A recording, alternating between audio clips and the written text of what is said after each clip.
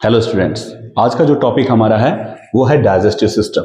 जो भी हमारे अंदर लाइफ प्रोसेसेस होते हैं वो उनमें से एक इंपॉर्टेंट लाइफ प्रोसेस का पार्ट है digestive system. That means digestion क्या होता है और डाइजेशन कैसे होता है। तो यहाँ पे जो डायग्राम आपको दिख रहा होगा, इसमें जो जो ऑर्गन पार्टिसिपेट कर रहे हैं इनको बोलते हैं डाइजेस्टिव ऑर्गन्स। ठीक है, जैसे माउथ है, ये इंजेशन में हेल्प करता है, इसी के द्वारा हम भोजन को अंदर लेते हैं। फिर ओरल कैविटी, यहाँ पे डिफरेंट पार्ट्स होते हैं जो अलग अलग एक्टिविटीज शो करते हैं, यानी कि फूड पार्टिकल्स को तोड़ने का काम, फिर उसको बोलस में कंप्लीटली चेंज करने का काम करते हैं। और जैसे ही हम बात करें फैरिंग्स की, तो ये गलेट वाला जो हमारा हिस्सा होता है ऊपर, घाटी के जस्ट ऊपर, इसको हम बोलते हैं फैरिंग्स। जो क्या होता है, कॉमन पाथ होता है, किसके लिए? विंड्स के लिए और फूड के लिए। यहीं पे विंड पाइप और फूड पाइप का जंक्शन होता है, जहां पे ये दोनों एक दूसरे से जुड़े होते हैं। ठीक है, तो ये हो गया फैरिंग्स वाला पार्ट। अब फैरिंग्स से नीचे जब जाएंगे तो आगे की तरफ होता है यहाँ पे विंड पाइप। ठीक है, और जस्ट उसके पीछे होता है फूड पाइप, जिसको हम इसोफेगस यहाँ पे नाम दिए हुए हैं। और लीवर की बात करें, पैंक्रियाज की बात करें, ठीक है, इंटेस्टाइन की बात करें, तो ये सब एक तरह से ग्लैंड की तरह काम करती हैं, जो डाइजेशन में हेल्प करने का काम करती हैं एंजाइम्स के सिक्रीशन के साथ। तो हम उनके बारे में बाद में जानेंगे। तो हम पहले जान लेते हैं कौन कौन से पार्ट है। यहाँ पे हमारा माउथ हो गया, इसोफेगस हो गया, स्टमक हो गया। ठीक है, उसके बाद हम बात करते हैं तो यहाँ पे small intestine, large intestine, rectum, anus, ये सब हमारे डाइजेस्टिव पार्ट है, यानी डाइजेस्टिव ऑर्गन है।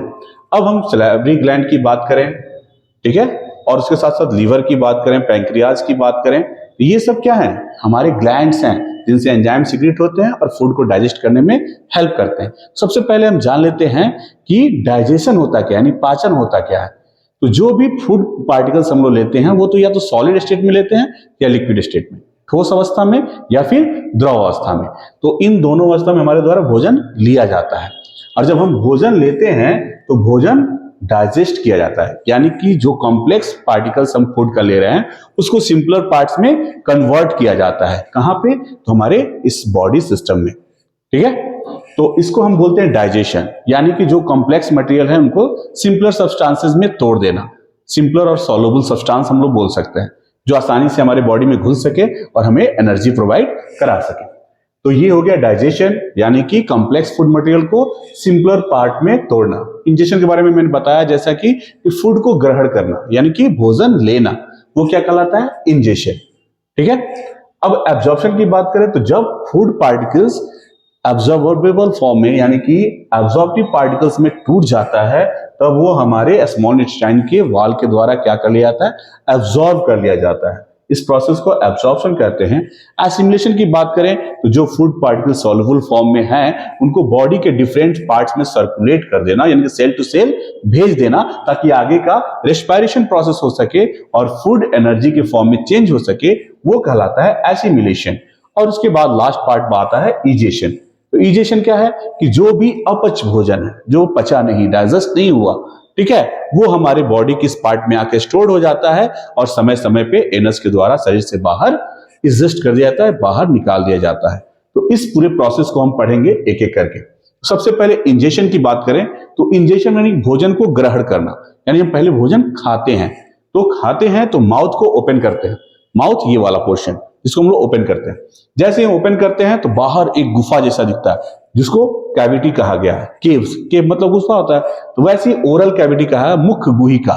ठीक है, तो यहां पे आपको स्वागत करने के लिए दांत दिख जाते हैं। सबसे पहले वो क्या करते हैं? फूड को कट करते हैं, च्यू करते हैं, ग्राइंड करते हैं, ठीक है, और सिंपलर फॉर्म में तोड़ने का कोशिश करते हैं।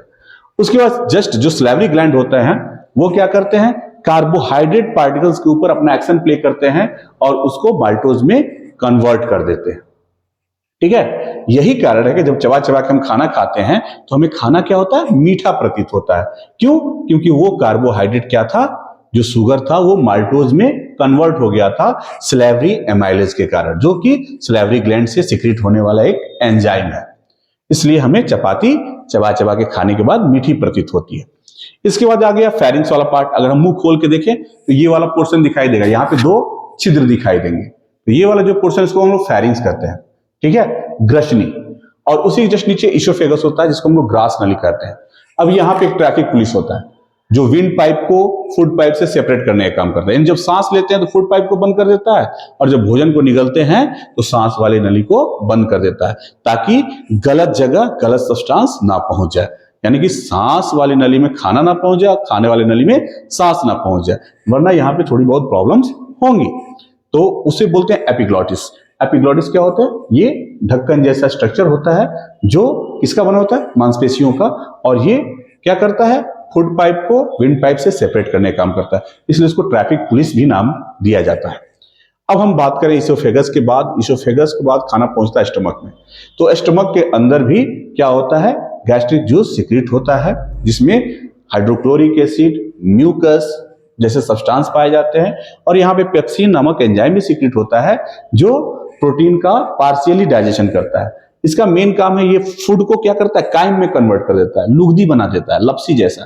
ठीक है, हम लोगों ने हलवा खाया होगा गीला गीला, ये ठीक वैसे ही क्या कर देता है? उसको कन्वर्ट कर देता है।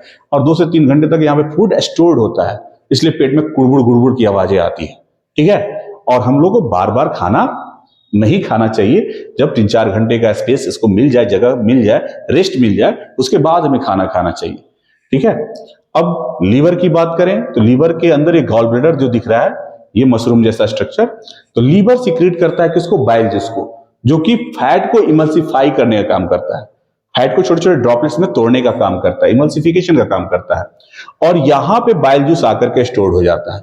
जब ये काइम ड्यूडेनम के रास्ते, यानी कि ड्यूडेनम भी किसका पार्ट है? स्मॉल इंटेस्टाइन का। स्मॉल इंटेस्टाइन में इंटर करता है, तब स्मॉल इंटेस्टाइन इंटेस्टाइनल जूस को सीक्रेट करता है, यहां से बाइल जूस सीक्रेट किया जाता है, और पैंक्रियाज से पैंक्रियाटिक जूस सीक्रेट किया जाता है, जो फूड को कंप्लीट डाइजेशन में हेल्प करता है। यानी हम कह सकते हैं कि पार्शियली डाइजेशन कहां होता है? स्टमक के अंदर। फूड का पार्शियली आंशिक रूप से पाचन कहां होता है? तो स्टमक यानी कि अमाशय के अंदर। और कंप्लीट डाइजेशन की बात करें तो कहां होता है? स्मॉल इंटेस्टाइन में। किसके प्रेजेंस में? तो पैंक्रियाटिक जूस के प्रेजेंस में, बाइल जूस के प्रेजेंस में, और इंटेस्टाइनल जूस के प्रेजेंस में। अब हम उसके बारे में आगे बात करेंगे। नेक्स्ट, जो अपचित भोज्य पदार्थ है वो आकर के रेक्टम में स्टोर हो जाते हैं और एनस के द्वारा समय समय पर शरीर से बाहर त्याग दिए जाते हैं। बात समझ में आई?